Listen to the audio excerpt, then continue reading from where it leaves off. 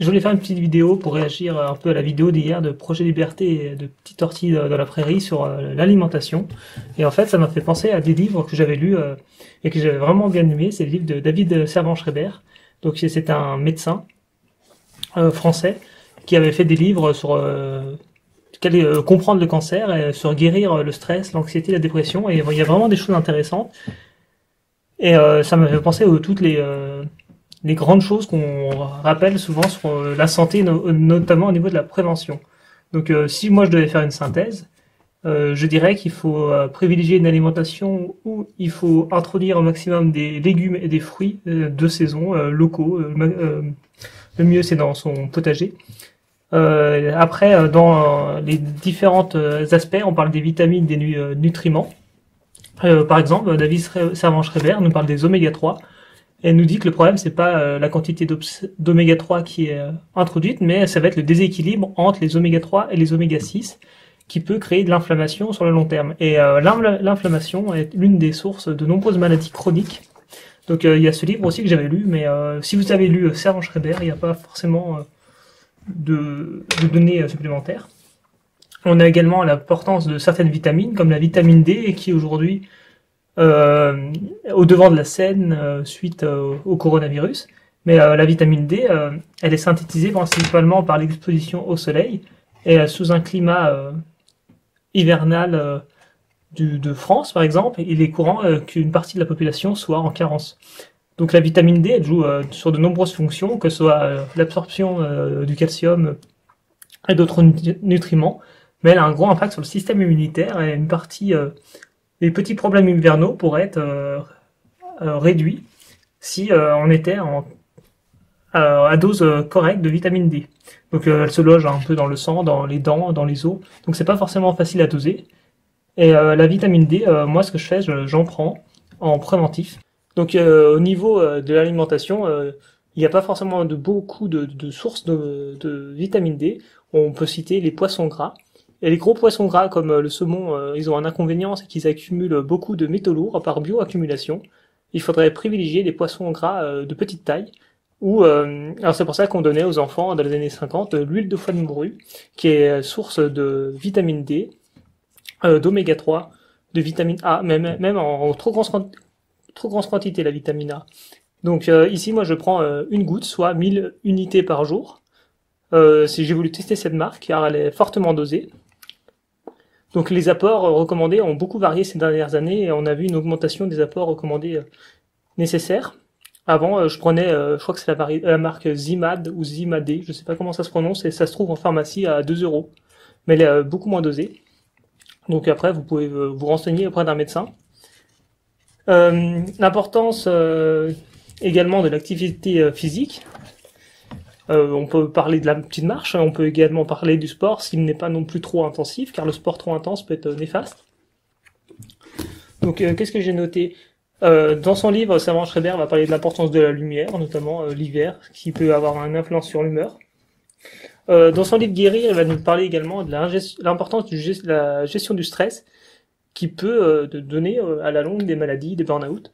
Donc au niveau de la gestion du stress, il propose une méthode qui est très intéressante, qui est la méthode de la cohérence cardiaque. Cette méthode consiste à respirer 5 secondes, en inspirant 5 secondes, et en expirant 5 secondes pendant 5 minutes, 3 fois par jour. Cette méthode permettrait d'avoir un effet sur le stress, mais il faut la faire tout le temps en fait, pour avoir les effets à long terme et permettre de mieux gérer les émotions négatives. C'est un peu une alternative à la méditation car elle demande beaucoup moins de temps. Après, on parle parfois des médecines complémentaires ou alternatives. Donc moi, j'aime pas utiliser le mot alternatif.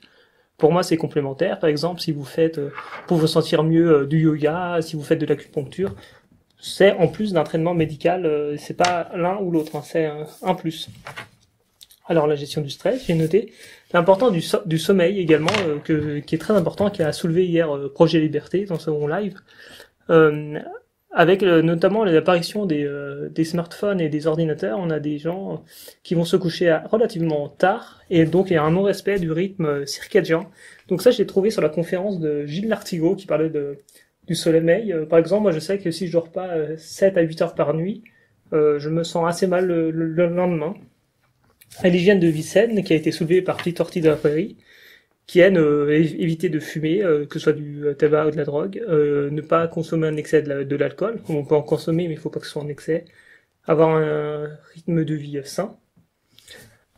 Donc je vais vous montrer quelques graphes de David Servan-Schreiber sur son livre, qui sont très intéressants à la fin. Donc on peut ne pas aimer les livres, hein, et donc il revient tout le temps au même principe, que ce soit manger des œufs riches en oméga 3, notamment par les graines de lin bleu blanc cœur, le label. Bon, on peut donner directement ces graines de lin aux poules ou également consommer des oméga 3 issus de plantes ou d'animaux comme les poissons. Éviter de manger dans des contenants en plastique, privilégier plutôt le verre, faire du sport tous les jours, faire de la méditation, une gestion du stress, éviter de manger trop fast-food, oméga 6, hamburger, bouger, manger plus de fruits et légumes. Donc dans l'assiette idéale, il faudrait privilégier les légumes, les fruits et les céréales. Et après, pour la protéine, on peut soit prendre un peu de viande ou de poisson, ou si on est végétarien, prendre des légumineuses comme des pois chiches, des pois, des haricots secs.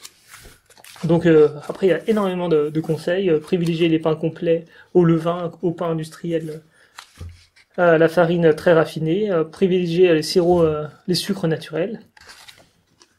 Après, on a les index glycémiques, la porosité intestinale, les fruits qui sont le plus d'antioxydants, qui ont certaines sources intéressantes comme des oméga 3, de la vitamine D. Certains composés anti-infectieux peuvent être présents dans les composés soufrés de l'ail, par exemple. Le thym est intéressant, certaines huiles essentielles. Donc là, je vous montre la balance oméga 3, oméga 6 qui a beaucoup évolué au cours de ces dernières décennies. Donc il y a différents types de régimes qui existent. Hein. Après, vous pouvez regarder que ce soit les régimes paléolithiques, riches en nutriments, en légumes, sénégalais, il y en a énormément. L'impact de l'activité physique, les aliments les plus appropriés, privilégier les épices, au sel, au poivre. Voilà. Donc pour la vitamine D, je vous ai montré, donc il est mentionné dans ce livre à la fin, l'impact de la vitamine D, les doses nécessaires, les vitamines, les autres vitamines, les sources de contamination, comment le fonctionnement, on peut le voir, là c'est au niveau du cancer, ou l'effet de certaines substances. Donc voilà. Et pour en revenir également au live d'hier soir, il y avait quelque chose qui était intéressant, c'est le miel. Donc moi je cicatrise beaucoup mes plaies au miel. Ici c'est un miel d'un voisin qui m'a pu me donner. Et donc là je ferai une vidéo, j'ai des photos si ça vous intéresse. Et vraiment les produits de la ruche, il y a vraiment des choses intéressantes comme la propolis qui est très intéressant au niveau buccal, au niveau d'infection. Et les huiles essentielles que j'incorpore parfois au miel pour la cicatrisation. Donc c'est des actifs qui sont très puissants. Donc il faut faire attention, notamment pour les femmes enceintes ou les enfants. Il est à noter également que les huiles essentielles peuvent avoir des effets comme un rôle de perturbation endocrinien à long terme. Donc il y a des études parfois. Donc il ne faut pas en abuser, il ne faut pas y prendre forcément sur le long terme, mais c'est intéressant sur les infections. Donc il y en a certaines qui sont connues. Voilà pour ce live. Et donc je ferai bientôt une vidéo sur la cicatrisation du plaies au miel. Et puis les grands principes, vous pouvez faire des copies, des stop écrans hein, quand j'ai montré le livre.